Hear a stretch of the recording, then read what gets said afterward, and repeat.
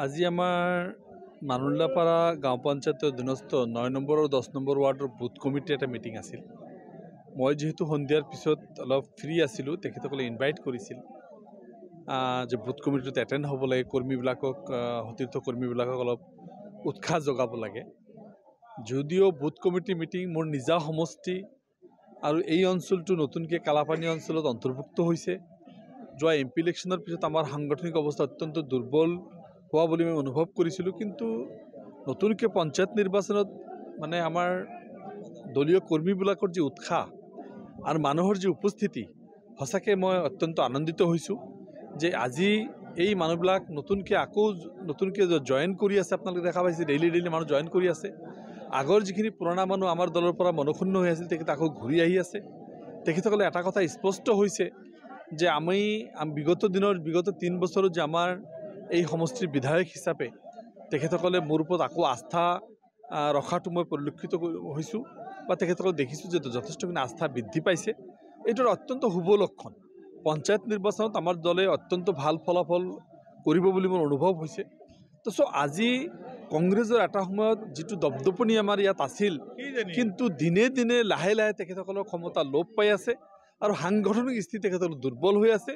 মানুহে কংগ্ৰেছৰ প্ৰতি বিভিন্ন ৰাজ্যৰ হাৰিয়ানাৰ পৰা আৰম্ভ কৰি, ঝাৰখণ্ডৰ পৰা আৰম্ভ কৰি, মহাৰাষ্ট্ৰৰ পৰা আৰম্ভ কৰি, অসমৰ 5টা উপনিৰ্বাচনৰ পৰা আৰম্ভ কৰি সকলো ক্ষেত্ৰত যেতিয়া কংগ্ৰেছৰ ব্যৰ্থতা দেখা পাইছে, কংগ্ৰেছৰ প্ৰতি সাধাৰণ ৰাইজৰ মোহভংগ হৈছে আৰু তেখেতসকলে আমাৰ দলৰ প্ৰতি আস্থা বৃদ্ধি হোৱা আমি পৰিলক্ষিত হৈছোঁ। চাওক, আমি সেই সময়ত আমাৰ দলে স্পষ্ট এটা সিদ্ধান্ত লৈছিলোঁ যে আমি ছেকুলাৰ ভোটটো ডিভিজন নকৰোঁ, এনটি বিজেপি ভোটটো আমি ডিভিজন নকৰোঁ। সেইকাৰণে আমাৰ দলৰ সিদ্ধান্ত আছিল যে আমি কোনো বাই ইলেকশ্যনত প্ৰাৰ্থী দি বিজেপিক যাতে সহায় নহয়, যাতে ছেকুলাৰ ফ'ৰ্চ কংগ্ৰেছৰ সহায় হয়, এইটো বিচাৰিছোঁ। আৰু সেইমতে প্ৰাৰ্থীত্ব তাত দিয়া নাছিলোঁ আৰু আমি নৈতিকভাৱে কংগ্ৰেছক সমৰ্থন কৰিছিলোঁ। কিন্তু দেখা গ'ল যে সকলো ক্ষেত্ৰত চাৰিওপিনে যি বিপৰ্যয় হৈছে, বিশেষকৈ ৰকিবুল হুছেইনৰ দুৰ্গ হিচাপে বা কংগ্ৰেছৰ দুৰ্গ হিচাপে পৰিগণিত চামগুৰি সমষ্টি বিগত দীৰ্ঘদিনৰ পৰা এইটো সমষ্টি কংগ্ৰেছৰ হাতত আছে, ৰকিবুল হুছেইনৰ নেতৃত্বত আছে। কিন্তু তাৰ মানুহে ৰকিবুল হুছেইনক যিটো বয়কট কৰিছে বা তেখেতক যিটো হিচাপত বঞ্চিত কৰিছে, তানজিল হুছেইনে বঞ্চিত কৰিছে, অত্যন্ত দুৰ্ভাগ্যজনক। এইটো কিন্তু ৰাজনৈতিকভাৱে অত্যন্ত এটা বেয়া লক্ষণ। আৰু ৰকিবুল হুছেইনৰ বিগত দিনৰ যিটো ৰাজনীতি আছিল, সেই ৰাজনীতিৰ তল পৰিছে। তেখেতৰ দাদাগিৰি গুণ্ডাগিৰি পলিটিক্সটো শেষ হ'ল, তাৰপৰা তেখেতে বিদায় দিলে। এইটো কিন্তু আমি ৰাজনৈতিক এটা বিশ্লেষক হিচাপে এটা ভাল লক্ষণ দেখা নাই যে কংগ্ৰেছৰ বিপৰ্যয়টোৱে অহা দিনত বিজেপিক আৰু শক্তিশালী কৰিব নেকি।